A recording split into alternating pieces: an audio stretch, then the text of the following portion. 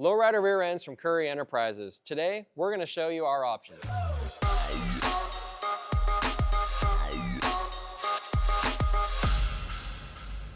Hey, what's up guys? I'm John from Currie, and today we're going to talk about lowriders. Lowriders have become very popular, and it's been a very popular application for a long time. And when it boils down to lowriders, there's a couple of different things that are being done, that we're doing to our rear ends to make sure that it can put up with what you're going to be putting your lowrider through. A couple of different terms to get familiar with.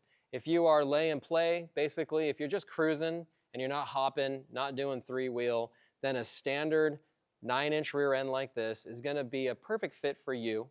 We have a couple of different configurations that we offer it in. One, we can do it to the factory width rear end, and that's going to work for you guys that are going to be basically running like a stock steel wheel and not running skirts on an Impala. Or we do a narrowed version that we call our lowrider kit. The narrowed version is going to be narrowed 3 inches, so it's going to come down from say 60 inches down to 57 inches from wheel mount to wheel mount, meaning from the outside to the outside. And what that's going to allow you to do is, one, run your 13-inch or 14-inch wire wheels, like a 13x7 in a reverse, and it's going to allow you to clear the fender skirts if you're going to be building a lowrider with fender skirts. Now this is all pulled in, and it lets you put the wheels on with the skirts, and you can do three-wheel and move around and not have anything rub. Now if you're building something that's going to be like a competition hopper, or you're really aggressive three-wheel with a lot of weight in the back, a lot of batteries, and I'm talking like more than 10, like you guys can do 15 or 20 batteries. It's a lot of weight in the back of the rear end, right? So we want to equip the lowrider with something that's going to be able to handle that weight and moving around. We do have different housing styles. We have an F9, which is our fabricated 9-inch, which is what I would recommend running in a vehicle like that. And we can also go to a larger diameter tube. So this is going to grow, and it's going to get to a 3.5-inch tube, basically just adding a lot of strength to the rear end. We also have applications where we can put a back brace on the rear end. Putting a back brace welded to it is also going to help this from moving around and not breaking anything. All Currie rear ends are going to be equipped with a tapered bearing out on the end. It's called Big Ford New Style tapered bearings. And what that's going to do is it's going to basically be better equipped than a standard ball bearing for any type of heavy loads being transferred from left to right, just like a lowrider. So something to take into consideration when you are building a lowrider, your factory rear end just isn't up to putting up with all the abuse. And that's when you see things breaking catastrophically. You don't want that to happen. You want to be able to cruise and get home. So our Currie 9-inch rear end is going to be equipped so that you can put your best foot forward and make sure that you're well equipped for all of the type of driving that you do.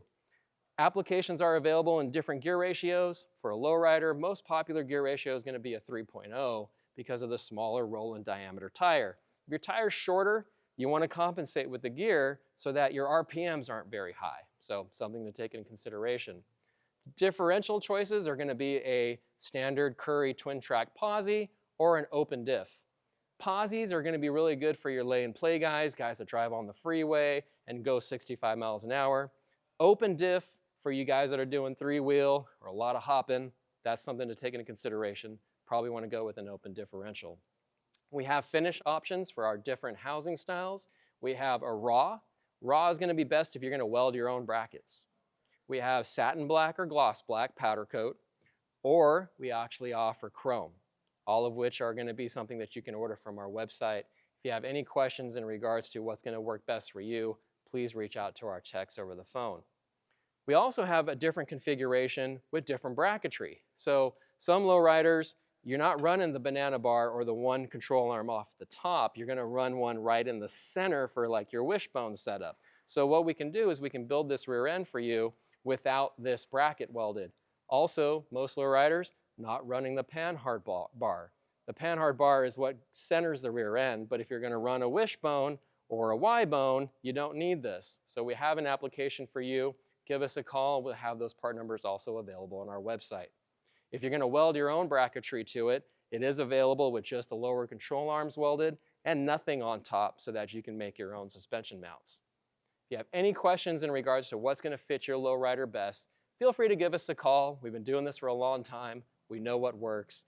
Feel free to also send us a message or leave a comment below. and we'll get back to you as soon as we can. Thanks, guys.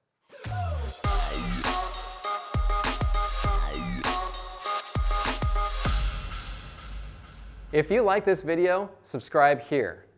For more Currie tech videos, click right here. And for other Currie content, click right here. Thanks for watching, guys.